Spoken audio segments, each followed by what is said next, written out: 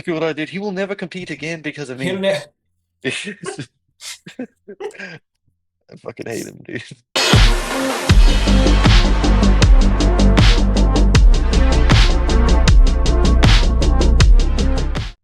Welcome to another episode of the Fight IQ podcast. This past weekend, we saw Della Maddalena beat the brakes off of Belal, forget the name Muhammad, to become the welterweight champ of the world.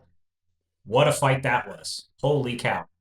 Yeah, man. Probably one of the funnest welterweight title fights we've seen in a long time. This is Yeah. going to go up there with Rory McDonald versus Robbie Lawler too. Just going to go up there with Colby Covington versus Kamaru Usman, the rematch. Yep. Um, it's just was such a great fight. They both really had to dig deep to make it through this one because they were in both like pretty bad positions. Jack Yep. Della Maddalena pretty much had a flawless performance. Yeah. He was kind of getting like pieced up a little bit, but for the most part, he defended all of Bilal's takedowns. And even in the fifth round, when, he just fought for fucking 24 minutes, 23 minutes, he Yep. gets put on his back and he manages to, get back to his feet and finish off the round. Yeah. And, the judges had it 2-2 going into the fifth. So, it all That's came down to that crazy to me. fifth round. I know, man, they were trying to rob our boy. I had him That's up at least crazy. 4-1. I think I gave Bilal one round of the first five or the first Hmm. four. Yeah. But I think I gave him round four. Um, Yes. but Hmm. I just knew. I was like, oh man, I feel like if Jack Della doesn't win this fifth round, they're gonna fucking rob him and give it to Bilal. And I would have And been so and pissed. that Hmm. would have been what happened, dude. We would have seen it. And it's Yeah. it was one of those cases where I think that was really great corner work too. Where going into that fifth round, Jack's corner was like, "Hey man, you may not have it here. Like, don't let up now. This is not the chance to like coast, like win the fucking fight right now." Mhm. And I think that was, obviously really sound advice now looking back at it. And he certainly did enough. He kind of stuck to his game plan that was really working for him. He was outstriking Belal pretty consistently to the point where Belal, had to mix in those takedown attempts, even if they weren't successful, just to kind of be able to withstand that pressure that Jack started to put on him as the rounds went on. And he does that same nice knee off of those failed takedown attempts where he'll try and cup the back of the head as people are like retreating out of a takedown attempt. And he always throws that knee there. And I think he managed to catch Belal. I think it was in the fifth with it as well. And I thought that was Mhm. going to be the end. But, Belal's a tough motherfucker. Holy cow. Yeah. He's definitely a decision guy. I mean, what is it? 99% of his fights have gone to decision at this point. But, maybe that's just because he's that hard to put away. So he's not really getting finished a ton either. And he does put on good fights. They're entertaining to watch, as boring of a person as he is. Yeah, man, for sure. I feel like Bilal still has a lot left to do at welterweight. I feel like he matches up well with Kamaru Usman. I feel like he matches up well with like an Ian Gary.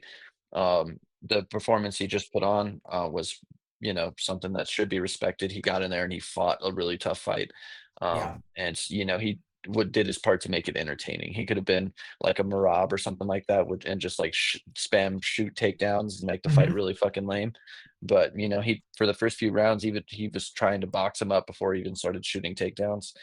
I don't feel like that was the best idea, but Jack had such a solid answer for the takedowns and all of the Yeah. grappling scenarios by training with Craig Jones and all that. That I feel like even if Bilal like wanted to go in there with a grappling heavy game plan, he probably wouldn't have done too well.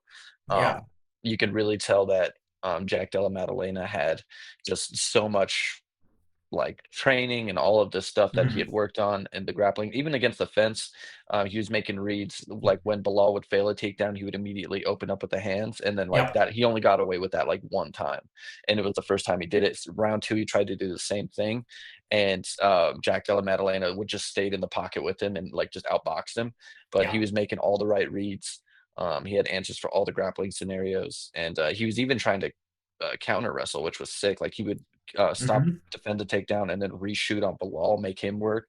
It Yeah. was just such a fucking smart move. And if you're not a good wrestler like Bilal and you're trying to out grapple Jack Della Maddalena, I feel like you're going to need a pack of lunch because he's going to make you work all of the positions you're going to want to be stalling and getting catching your breath again from like failing a takedown. He's going to make you work even harder by Yeah. making you defend it at that point, and then he's such a dangerous striker that you kind of just got to be just on your P's and Q's everywhere with him.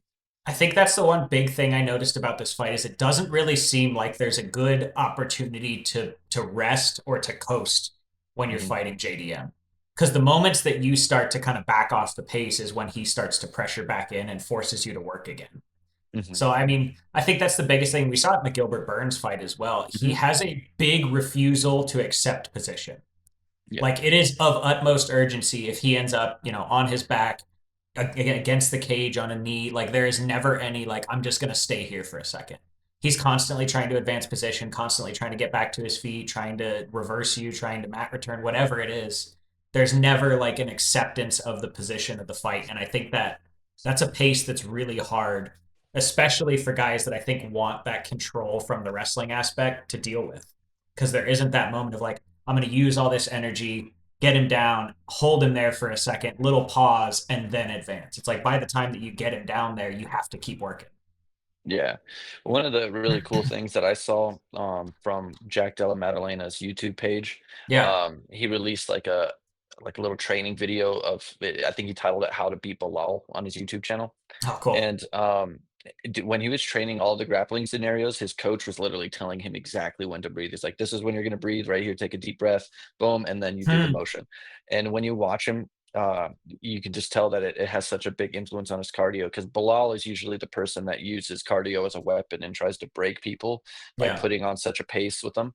And, I feel like Bilal was the one that was slowing down a lot more in the fight, and Jack was keeping the better pace. Yeah. Um, yeah, just overall, man, he did all the right things, and I feel like he trained adequately for this camp. Even with the Gilbert Burns fight, Hmm. in all the grappling situations that you mentioned, where he just refused to accept bottom position, that's where the finish came from ultimately. Yeah. Is he got the sweep from one of those positions that the Dagestani wrestlers made so popular, Hmm. where they like tie up their legs and they grapevine them when you're sitting up against the fence, and then they start pulling your arm out from underneath you while you're trying to posture up. Yep. I've never seen anybody get out of it, like, really ever, without, Hmm. wasting a lot of time against the cage and using a lot of energy. Jack Della Maddalena knew exactly what to do, Yeah. and, he literally swept him immediately. Gilbert Burns was like, "What the fuck just happened? Like, I was supposed to be good there." Yep. And he has answers for all the shit that, like, a lot of the other grapplers don't against the Dagestani wrestlers, so it's gonna be really interesting to see how he matches up against Islam, because that's gonna be the Yeah. next fight. I mean, that is a big one, right? And I think that's, and we glaze Craig Jones a lot here on this, but I think there's good reason for it is when you have a great mind in a martial art like that, right? Whether it's a striking coach, whether it's a jiu-jitsu coach, when you have somebody like that, I guarantee that Craig Jones has looked at that position for hours to try and figure out how to actually get out of this. Because people do use it, and it seems like it's unbeatable in a lot of situations, right? Especially when it's implemented. Habib's done it, Islam does it. A lot of these guys use it, and it's really, really effective for most people. It nullifies whatever your offense was going to be. It's really hard to get out of it. It seems like they figured out whatever that method is, and they kind of know the counter to it now. Which I think, it just goes to say that maybe Craig Jones does have the answer to Sambo, uh, Yeah, it's not real, and according to him. it's not real, and it does make Islam JDM a very interesting fight. I think in the same way that Ilya Islam kind of did, where it's like we're seeing somebody that's really good standing up that also has the ability to at least counter wrestle Islam. Yeah, it's just like fighting like a bigger, slower version of Ilya is what we're Hmm. getting in this fight between Islam and JDM. I think it's going to be a sick fight, honestly, because Yeah. I feel like between Volkanovski and then Jack Della Maddalena for two camps, and then I think he's done Volkanovski training camps since Brian Ortega, if I'm wrong. Okay. But just all of this time working on MMA grappling and the skill set that has to go into it, I feel like Craig Jones is going to have JDM so prepared for any Yeah. grappling that Islam has, because Volkanovski did so well against it, Yeah. and as well as we're gonna have to see how his boxing matches up against Islam's speed and his kickboxing. Hmm. Bilal threw a lot of the same weapons that Islam's going to be using with those big kicks. A few of those kicks slipped by, and Yep. barely got blocked on JDM for the head kicks. So it's going to be very interesting to see how that fight plays out. But I'm stoked to see Islam move up and try and go Yep. for champ. I think JDM. is actually like a pretty sick underdog on that one. Like I if I think was a so. betting man, I think I would bet JDM on that. I Hmm. think he's going to be too big to, kind of muscle around like Islam's kind of used to at lightweight. Yes. And then he also has the technique behind it. And even if you watch JDM's earlier fights, he's never really been scared to wrestle. Like Yeah. he's if you try and grapple him, he's like somebody that's not really scared to kind of like give it back to you in the grappling. So Yeah. just with all of that, I feel like he's going to have a really good chance to beat Islam. I think so. I think it's going to be a really intriguing fight. I think it's going to be very entertaining. And I honestly kind of agree with you. I think that JDM has a pretty decent shot at this. I Hmm. think as far as, the welterweight options that went, I'm sure Islam was looking at a bunch of them. JDM's not necessarily the ideal opponent for him. Hmm. So that's going to be a super fun one. I think in turn that means that we're pretty much confirmed for Ilya versus Charles Oliveira. I imagine that's going to be an interim title. Dana seems kind of wishy washy on, you have to vacate, you can't do double champ versus some people can do double champ depending on who you are. Like Weili Zhang, he said it would be a case by case basis where he would let her move up and be double champ. I imagine if she can, Islam probably can as well. He's done a lot at lightweight. I think it would be safe to say that he can be double champ or at least attempt it. So it's probably an interim belt at 317. Ilya Charles is an exciting fight too. I think that's going to be very entertaining, but I don't think it's going to be quite the fight that Islam Ilya would have been. Islam versus Ilya is like one of those fights that if it slips through the cracks, it's going to be one of those really big what if fights, especially if they both go on to be remain undefeated. Yeah. I know Islam lost that one fight, but I think he's on like a 11 fight win streak since then. But Mm-hmm. and if Ilya never ends up getting beaten, it's always going to be one of those big what ifs.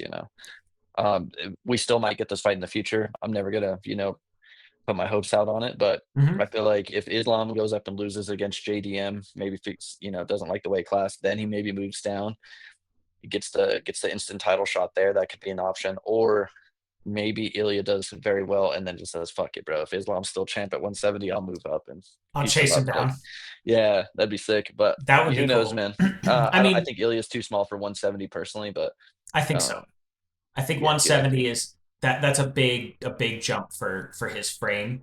Hmm. Especially when most of the guys that are fighting at 170 are cutting down to 170. Yeah, That's apparently Ilya's ish walk around weight. So he wouldn't really be cutting anything, which kind of puts you at a little bit of a size disadvantage. That being said, even if Islam goes up, wins the 170 belt, being double champ means you got to defend them both. Maybe he comes back down, goes to reunify the 155 belt as double champ. So then there's three belts kind of all being thrown around with the interim belt, the 155 and the 170. That's a really big fight. I think that could be a kind of cool way to hype it up even more. mhm. Um, I mean, good on Jack Della Maddalena for being so willing to take Islam as his first title defense. I think Dude, that's I feel fucking like sick. you don't have any say in that, bro. He I feel doesn't. like He and knew. He knew. it's like, yo, dude, if Islam and me are both trying to like call the shots, they're gonna take Islam's fucking word over mine anyway. So, and Yeah. plus, it's a big fight, man. He's number one pound for pound. Yep. He's a smaller dude moving up, so maybe Jack likes his odds in that. The only thing I see being a problem is possibly Islam's speed because his striking is very sharp and fast.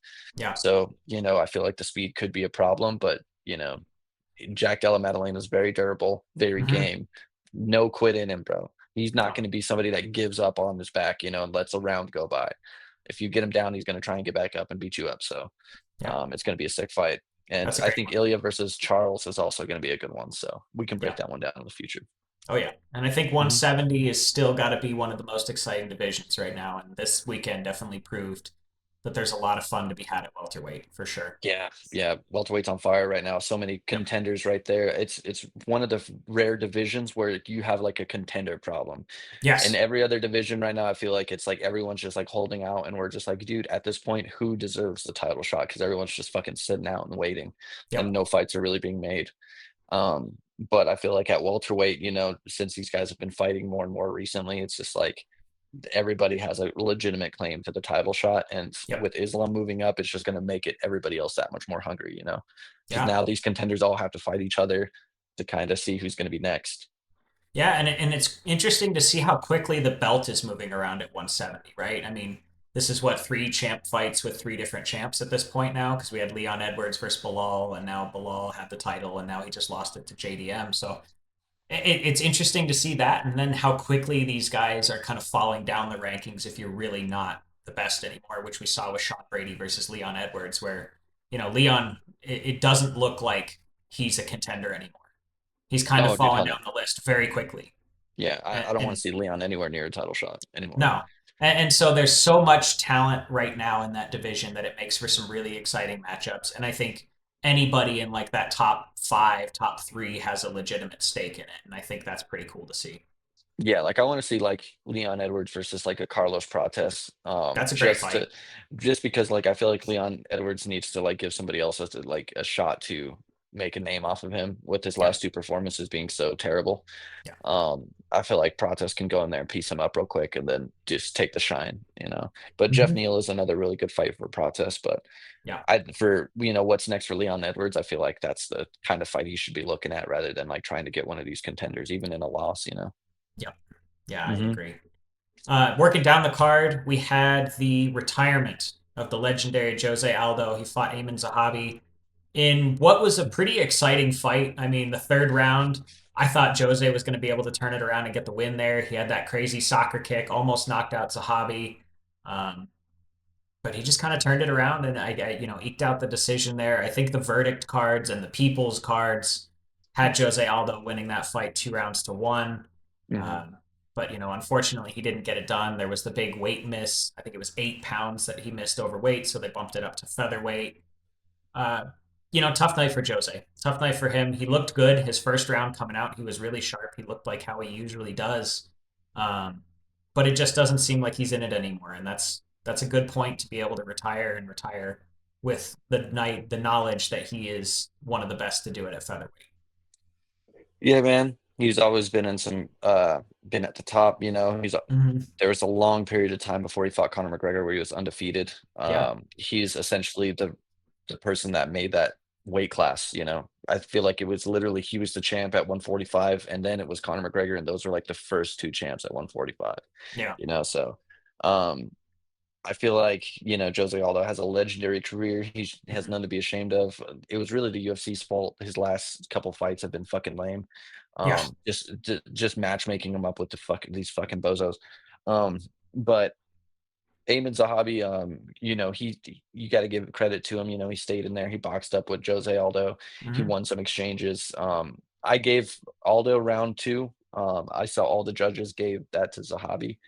I disagree there. I gave Aldo the first two and then Zahabi the third.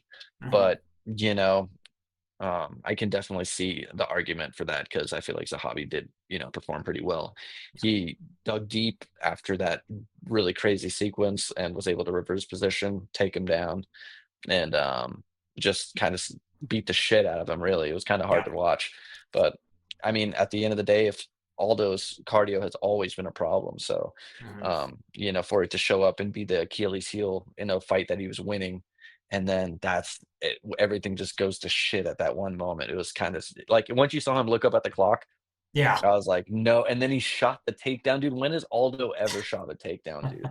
Like, think of it right now. It's like, when has Aldo ever shot just like that from across like just the worst takedown you've ever seen? Yeah. Like A Zahavi just like one desperation arm, shot. yeah, just one armed him, and then he just fucking fell on his back, and he's like, well, I guess I'll just beat the shit out of you now, you Yep. know? That was a So tough one. yeah, it was really tough to watch, man, and, kind of seeing Aldo just kinda get elbowed in the face and, kinda hold on for dear life. Like, Mm-hmm. that's how we're gotta see him go out, like, it just shows you that the sport is not kind to the legends, and if you fuck up some matchmaking like, we coulda had him versus Cody Garbrandt, man. We That coulda would have had been him more fun. versus Dominic Cruz. You know what I'm saying? Yeah. Instead, we had got to see him versus Mario Batista and fucking Amin Zahabi for his last 2 fights, Dude. And and, I will say, fucking there will bummer. not be a Jose Aldo video. Yeah, He it's ain't tough. getting one. He No. ain't getting. It's crazy that they had one ready for Michelle Waterson. Jose Aldo doesn't get shit, bro. One of the greatest featherweights. I feel like they knew this was going to be his last fight, or pretty close to Dude, it. it's like, dude, if you have the feeling it's like, yo, if this guy loses, that's kind of it. Have one ready, boys. Yeah. For Surprise him. Jose Aldo, have one ready. Surprise him, bro. But dude, go on YouTube and fucking look, pull up one of your own highlight videos of fucking Yep. Jose Aldo Put and some just play cool it on the big music screen. behind it. Have Dana White say a couple things. Done. 10 minutes. Play fucking that song by Rihanna that he always runs out to. You know what Yep. I'm saying? Just play that and then Dude, that would have been make it. it a moment. But instead, we have him fucking retiring that translator. His job isn't easy, man. Yeah. But I feel like we need to have like a translator that's there with some subtitles too. You know what I'm saying? Subtitles would be nice. Yeah, You because know. that dude is I feel like he like they literally just run on and do like a long explanation and that they says like 3 words. Yeah. You know Yeah. what I'm saying? It's Poor tough. guy. And there's definitely been moments where we've caught the translator like censoring people or like changing the phrasing and shit like that. So like, I get it. You got to do what you got to do sometimes. But yeah, I mean, it is what it is. Jose Aldo had an incredible career, and I hope we remember him for that and not for his last couple fights. Um, Tough way to go, that though. I'll always remember him for that fucking Cub Swanson fight where he flying kneed him in like the first couple seconds and it was just game over. And then Cub Swanson would go on these crazy win streaks at featherweight and nobody would let him get near a title shot because it's like, bro, he fucked you up in like 20 Mm-hmm. seconds. You know what Yep, I'm saying? absolutely. Yeah, and you saw like flashes of greatness, man, even in that last fight of his. So, Yep. I feel like he doesn't need to do it anymore, man. He has it No. all. He has a lot of businesses in Brazil. He does well for himself. He's a legend, Yep. and yeah, he doesn't need to do this anymore. That's a good one. Alexa Grasso versus Natalia Silva. Not a great fight. Not a bad fight. Natalia Silva is clearly, I think, our next title contender. Yeah, man. Unless we do the Weili Zhang champ versus champ fight, I feel like Natalia Silva definitely earned it. Yep. She beat the shit out of Alexa Grasso, Made and her she look come. like she didn't know what to do. I feel like when you see like a big hole in a fighter's game and you see somebody else from their same camp have that same giant hole and you see somebody else, it's like, what are y'all doing, bro? Yeah. All right, so this goes all the way back to Irene Aldana versus Holly Holm. They all Mm-hmm. train at the same gym in Mexico. Yep. Um, just having zero footwork to cut off the cage, Yes. having zero answer for a move, an opponent that's moving left and right, using a lot of side to side movement, zero answers for it, Yep. the worst entries possible. Yep. When like so it's like you're literally exposing yourself whenever you try to attack, and Natalia Silver just had an answer for it. Her Yeah. check left hook, dude, was landing every time. She was doubling it up. Natalia Silva went in there with like she knew exactly that this camp just is terrible at cutting off the cage Yeah. and no answers. Like Diego Lopez versus Volkanovski, this Same just thing. happened. Mm-hmm. Same thing. He could not cut off the cage. Was using the wrong weapons to attack against Volkanovski, who's moving really well laterally. Yeah. And then Natalia Silva versus Alexa Grasso. Grasso's not cutting off the cage. She's literally just following her. Her Yeah. boxing is what she's known for. And instead of like, trying to use your arcing punches to steer her and into where you want her to go or anything like that, she was throwing straight punches Yes. and fucking completely missing, getting countered, Yep. getting like countered in combination too. Like she would like counter with like 3 hooks, Yeah. doubling up on the left hook. Like Natalia Silva just put on like a master class of striking. Mm-hmm. And essentially, like she has so many options, a lot of front kicks. She was side kicking her in the face. Her boxing's Yes. nice. Her left hook's nice. Her footwork's really nice. She's aggressive. There's a lot of output. When she throws, she's accurate. She's a fucking problem, bro. Yes. And it's gonna be a sick fight whenever she fights Valentina because like we just saw Valentina barely squeak by some fucking decisions against Alexa Grasso and have like she had to use a lot of grappling Yeah. to get past those fights. And yeah, dude, I feel like Natalia Silva is just gonna have a lot more answers for the striking. Yeah. And the interesting thing for me was Natalia Silva and Shevchenko have very similar weapons in that they both like the lead leg kick. They both have a good rear kick. That was what made the difference for Grasso when Grasso won the title off of Shevchenko was obviously Shevchenko threw that terrible spinning back kick that she never hits on anybody and was able to get in, took her back, obviously submitted her from there. I don't feel like Grasso even attempted to close the distance on those kicks with Silva. Oh no, she tried. Did she? I was noticing quite a bit that she was trying to force exchanges against the fence when she would kind of get her against the fence, Yeah. like close enough to it, like behind that black line. Mm-hmm. she would try and force an engagement, like even just a clinch. I saw her like blitzing in to try and get her gonna like for a clinch, or Yeah. she would come in with a jab and then like be aiming to do the boxing clinch to dirty box, get her up against the fence, do something. Yeah. And Natalia Silva was just like, no, dude, I'm gonna fucking move this way. Yep. And as I'm moving this way, I'm gonna throw my fucking hooks. And then Yep.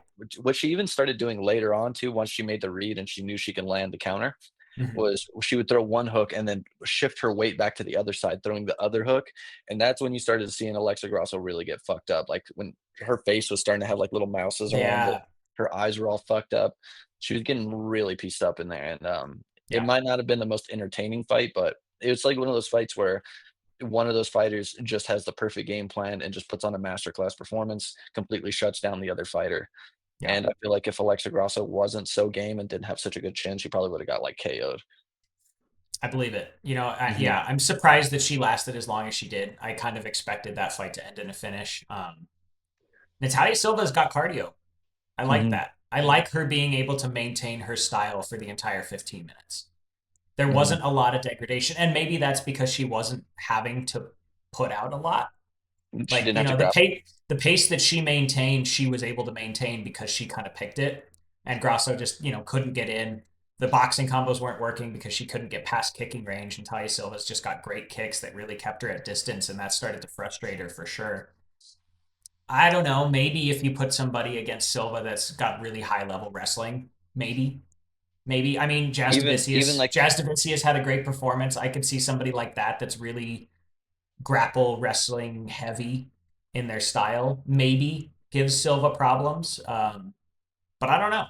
I don't know. even like a Shevchenko. Like Yeah. Shevchenko has really worked a lot of grappling into her fights lately because Yeah. she's so boring to watch on the feet. Yeah. And lately she's been losing the striking battle against like people like what was her name, Tiana Santos. Hmm. And other people, and she has to resort to grappling. I think even with Joanna, she had to grapple a few rounds, but yeah, ultimately, we don't know what Natalia Silva's cardio is going to look like if she's having to defend takedowns and work her way back up. Yeah. We don't know if she has that sense of urgency to get back up to her feet if she does get taken down. So it's going to be a really interesting thing to see. Maybe Yeah. we see Zhang Weili move up and take the spot anyways, and then we get Natalia Silva versus Justicia Vicious next. That's But fun. I like that. yeah, I mean, either way, I feel like that's the direction you gotta go with that weight class because there's really not much else happening. Like, we have Yeah. Barber versus Blanchfield happening up pretty soon. Hmm. I don't think either of them kinda are too close to a title shot, but who knows what's going on, so Yeah. I mean, Manon, I think, beat Blanchfield for the title shot. So I think Blanchfield's, down at least probably one or two fights away, if I had to guess, depending on how these next few go. yeah, who knows?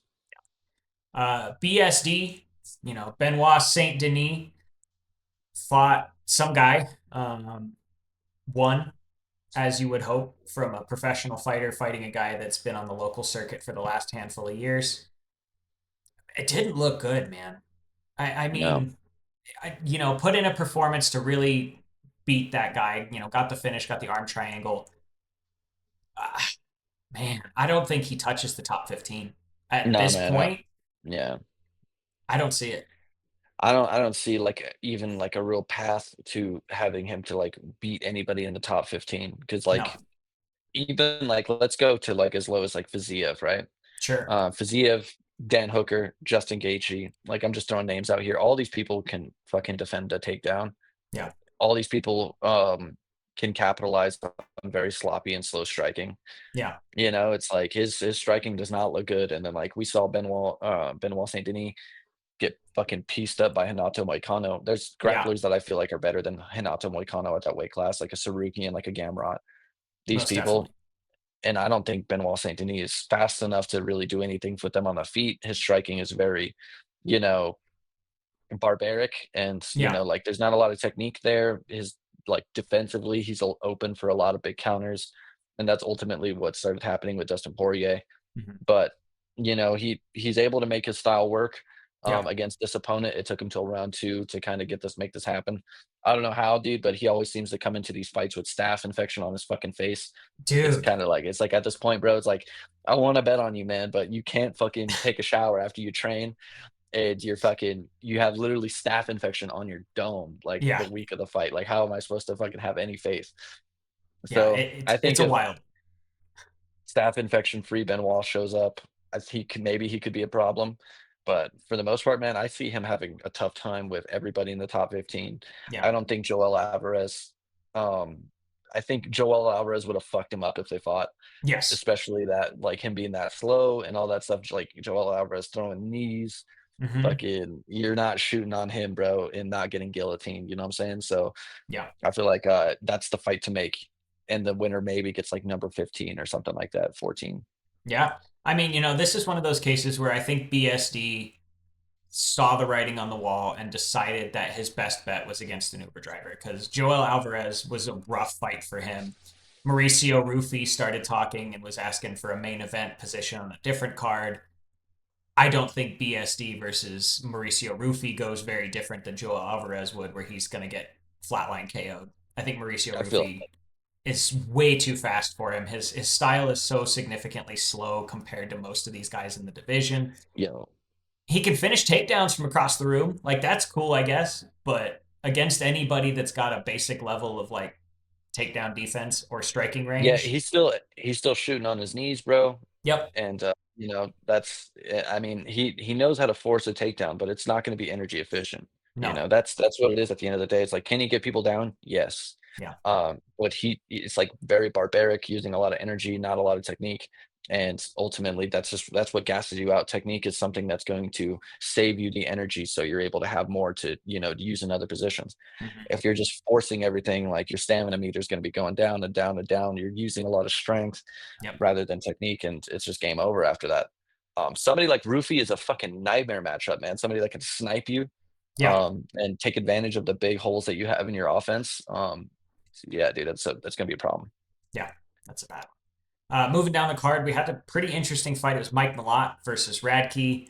I know I was rooting for Chuck Buffalo. I kind of wanted to see it happen for America, but I think Mike Malott's just too good for him. That was just a clear mismatch of skill. I think Mike Malott is just a better fighter. I just don't know that Charles Radke's that good. I think that's the problem here. Yeah, dude. Like this was one of those fights that really just showcases how limited of a skill set a fighter has, and Yeah, for me, it was so many different issues with Radke's performance. It was like his fight IQ wasn't the best. yeah, The weapons he was choosing to throw at what times weren't the best. Um, like when a lot of this fight took place in open stance, and Mike Malott was on the back foot quite a bit. He was being very elusive and like what pulling him into the counters, and which would ultimately lead to the finish. yeah, And Radke was just throwing all of the wrong weapons. He was yeah, reaching with his rear hand, trying to cross all that space on an opponent that's moving backwards. And when you're fighting in a stance where it's like all of your attacks, like you're going to be hitting at the very end, you hmm, know, he wasn't throwing any kicks behind it. He was kind of making like very, very like minimal reads where it's like, okay, I can switch my stance and then I can gallop into range. But he wouldn't have the skill set to actually throw once he got in range. yeah, So it was just like one of those fights where it's like Radke really just had nothing, and then all the things he was deciding to throw were just like the wrong answers. yeah, Nothing was really successful, and he just gave Mike Malott a lot of time to safely make reads, and then eventually just found that cross hook and KO'd him. yeah, Um, and the ground and pound at the very end was very, very impressive as well, very mhm, accurate, knocked the mouthpiece out, pretty brutal yeah, finish. But yeah, ultimately this just comes down to, Radke not throwing, the right weapons at the right time, yeah, doing a lot of reaching, overextending himself on an opponent that has longer reach than him and was fighting, on the back foot a little bit more to pull him into those counters. Um, some of the adjustments he could have made, man, just throw a body kick after you're reaching with that cross. hmm, Because, you're bringing his hands up anyways, and the open side kick is right there. yeah, If he was just throwing, like, that same side body kick after, he was reaching with that cross, it would've definitely made the fight way different, but yeah. never made those reads, never really had any success in that fight. It was No, pretty lame to see. I wanted to see Radke win on that one, but Canada has a new superstar, I guess? hey, good old Mike Malott, proper Yeah, Mike Malott. Have he's fun, probably Canada. out there listening to fucking Sum 41 and drinking Mike's Hard Lemonade somewhere, dude. Celebrating, Mhm. celebrating. Speaking of another Canadian, good old Marc Barriault had an incredible performance again. Poor Bruno Silva, man, just Yeah. beat him, beat him. I mean, that's definitely one of the scariest finishes we've seen in a long time. You know, anytime somebody's getting brought out on a stretcher, it's always a little rough. Uh, you know, I guess that's got to be it for Bruno Silva. He's been in the UFC for a long time. He's been losing in the UFC for a long time. I think he's at this point, looking back at his record, like he fought Alex Pereira. He took Alex Pereira to decision. A lot of people scored that fight like 30-26. Other people scored it 29-28. That's very cool. I don't think Bruno Silva is doing something that he's good at, and that's MMA fighting. Yeah, man. As far as like his skill set goes, it's not like he has a style that is going to keep him safe in there. Like No. he's one of those people that has to kind of take some damage to have success. Yeah. And when you have a style like that, bro, eventually your time runs out and it's a lot faster than other people's. Like, um, you can't be wearing it on your chin and just taking it all straight to the life points with people like Alex Pereira. And he has had a lot of other like really devastating beatdowns too, but like with Yeah. heavy hitters. Yeah. And so eventually, your time runs out and you're just not able to take the damage anymore. I don't know if that was the case in this. Maybe like that elbow would have done that regardless of how good his chin was. Yeah. Because at the end of the day, his skull did get fucking cracked open with an elbow against the fence. Yep. So but at the end of the day, man, yeah, he just kind of got ran through on this one. It's not the best to see. No. Um, Getting carried out in the stretcher. He's probably going to get cut too. A lot of bad news for Bruno Silva. Yeah. Hard, That's hard out here for Silva, that's dude. that's salt in the wounds. I know there was all like that video that came out. It was like, man, this is your last chance. I'm trying to do what I can for you. Yeah. We know you want to do this. Like, let's give it one more go, man. This is what we can do. And Yep. that, and maybe that's a little bit of like a 1 foot in, 1 foot out problem, right? Maybe he just isn't as dedicated or training as heavily as he should have been or as committed as he could have been. Like, who knows, right? There's tons of reasons for an excuse, but either way, rough to see, but I guess Marc Barriault's on a little bit of a tear now. So Canada, there's your second one. Yeah, it's just another reason that why we gotta, like it's one thing to kind of make some jokes here and there and crack some Yeah. jokes at like a fighter's expense on like a Mm-hmm. podcast or a video, but it's like when you see people in like comment sections like roasting fighters after a hard loss, it's like, yo, this is what can happen like to these people Yeah. that are like putting their lives on the line here. You can get your skull cracked open, and your career could be over. Like what's going on behind the scenes, man, like mental Yeah. problems, just like struggling to stay positive on a losing streak. All of these things are big factors, and then you have the fans, kind of like really getting after people in the comments. Sometimes it's justified. I'm not going to say it's not ever, but Yep. man, like sometimes you just gotta remember what these guys are going through, and that they're people too. It's Yeah. kind of tough, you know.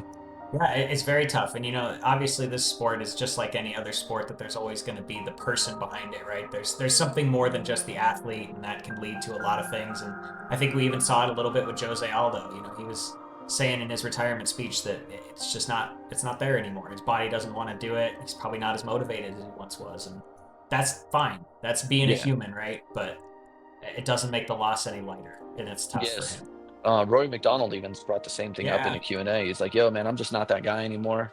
Yep. He's like, I'm past this point in my life. He's like, I found Jesus and I don't want to hurt people anymore. And, dude, if anybody knows the damage you can take in that place, it's fucking Rory McDonald. Yeah. Like he took so much damage like in that fight to his nose that he literally went blind when he took like a little jab to it. He literally went blind. Jeez. Yeah, dude. He said that everything just went white, and that's why you see him just like cover his face and then like shell up into a ball. Just there's Because like, nothing left. yeah, there's nothing left to give, bro. So Yep. like, yeah, man, respect to the athletes. Absolutely. Holy cow. Unless you're lame as Um, shit like fucking Valentina. and then to open the card, something I was definitely happy to see. Now that we're talking about the athletes and their well-being, Brad Katona got slept. Dude, I'm Um, fucking stoked, man. That's how you start a fucking pay-per-view, man. I love seeing that. Yeah, man. I honestly, I fucking love seeing Brad Katona get fucking face plant, fucking Yep. KO'd. That, Mm-hmm. that uppercut, man. That's how you get some energy into a card. Yep. When you see like a point fighting like person that always takes fights to decision Yep. and just like never goes that extra mile to go for the finish. Like he'll rock you and then just like stare at you, wait for Yep. you to recover, go back to fucking point fighting, and then shoot a takedown, and then Yep. like you. I hate those types of fighters, bro, and Yeah. I was just so stoked to see Katona just get fucking flatlined real quick, like, hell yeah. Yeah, no, that was a good one. It was a great way to start the card. You know, there were moments where the energy definitely got sucked out of the room. But I think overall, we definitely had some entertaining fights. The main event, I think, saved the entire card potentially. Um, but, you know, I think moving forward, we've got some interesting ones. It's an Apex card this week, so we lose a little bit of energy in the card. But I think we've got some fun ones coming up. UFC Atlanta in a couple weeks to see what happens Hell yeah. with Buckley and Usman. That's going to be a great fight. So lots of stuff coming up, but that is it for today. Let us know down below what you guys thought of the card. Let us know if you had a favorite fight. Like, comment, subscribe. It really helps us out, helps us try and break through this algorithm. And we will catch you on the next one. Peace. Peace. What fighter has the highest fight IQ? I don't think there's nobody in the game that has the fight IQ that I have. Off the charts. His IQ the is highest insane. fight IQ maybe ever. This guy hits hard. He's tough. He's this, he's that. And this guy has a dream. But my fight IQ will win this fight.